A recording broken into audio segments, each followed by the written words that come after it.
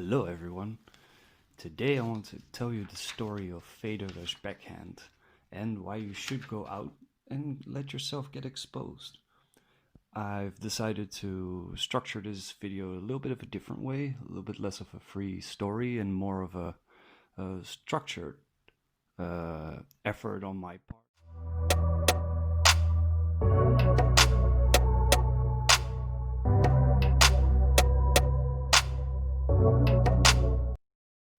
First, I will tell you the story in itself, and then I will go step by step through the takeaways that struck me as most important.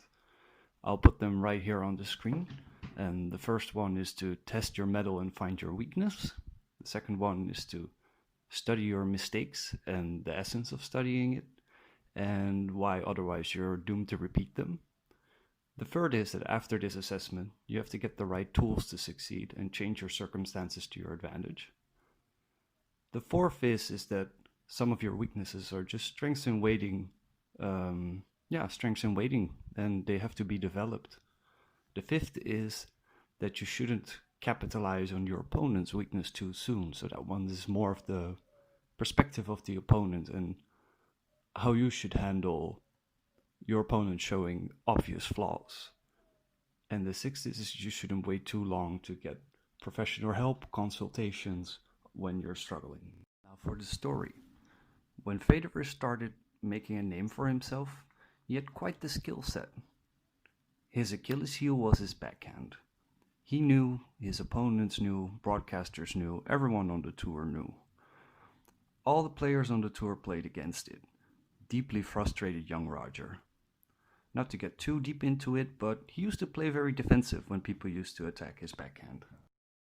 The world had shown Roger where his flaws were. And other players played into it so much that basically he was hitting backhands all game. Practicing it so much, but still wasn't enough. After a rough break, he decided to get even more help to work on his backhand and improve significantly. And now his backhand is one of his most iconic strokes. He is really a magician with his backhand and can hit winners from nearly anywhere. Part of his success was also a change in material. He got a different racket with a broader span, so he could actually hit his backhands more consistent. This story has absolutely fascinated me growing up, especially since I only knew Roger Federer as one of the most dominant in the game, and actually his backhand being his most valuable asset. This leads us right into the first point I wanted to make. Go forward and test your mettle. Nothing will help you improve in life as much as going out there and letting the world find your weakness. It only opens you up to dream, where you can improve the most. It helps you see. It helps you know. And once you know and you acknowledge it, you can start working on it. The second point is, if you don't work on those weaknesses, you will be replaying the same match over and over again until you get absolutely sick of it. Since opponents know that your weakness is right there, they will just keep on playing into it, just frustrating you. Third takeaway focuses on that it's not always just your own personal fault. Sometimes all you need is a changing training regimen or different equipment, like Roger Federer needed a new racket just to be able to allow himself to work on it. Plus, Roger would have also never known how this different racket would have enabled him to develop his game like that. If he didn't take a deep look at himself first, he could have never known that the change of material was actually whatever he needed. The fourth takeaway is also building on number 3, is going in with an open mind helps us distinguish what can be changed and what we are just going to have to accept. But you shouldn't accept your flaws or weaknesses too soon. I read a lot of advice online that just tells you to cultivate your strengths and not to focus on your weaknesses as much. But how will you discover new strengths if you don't go out and try them? In the case of Federer, he wasn't probably born with a magnificent game. He also had to practice his forehands, his volleys, his serves. There were also weaknesses at some point. Don't deny yourself the opportunity to discover new strengths. The fifth takeaway focuses more on your opponent. If your opponent has a clear weakness, don't play into it too much. Otherwise, they might go out and be the best player in the world because you trained them so well. Attack lesser weaknesses in your opponent's game and save exploiting the biggest one for when you really need it.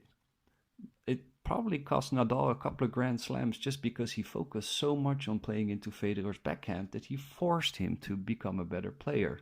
So don't allow your opponent the opportunity to really be disgraced and humiliated by you exploiting his weakest point, because he will have no other option. You forced him into a corner, and now he's going to have to develop his game. The sixth point looks more at your own approach to your weaknesses. I think it's very important that you first go out and give it a try yourself, to not overly dramatize or overinflate your weakness, because you can also make yourself mentally weak, I think, by pronouncing and acknowledging your own weaknesses so much.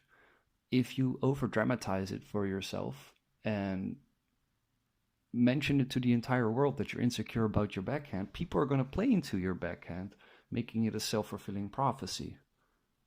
But if you've already done all the work yourself and you tried and maybe even with a couple of coaches, and that doesn't work out, then maybe a change in training regimen and a new coach might be all that you need.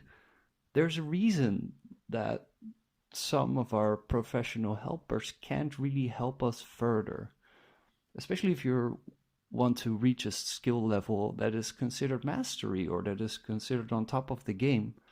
Then you might need different coaches and different counselors for different aspects of your game. Obviously, this analogy is most focused on sports, but it could apply to a whole bunch of different other aspects of your life as well. On resume, I'll put the 6 takeaways in consecutive order for you on the screen again. And I hope that you find some value in how you should change your relationship to your weaknesses. And I want to thank you all for listening, and I'll hope to talk to you again sometime soon.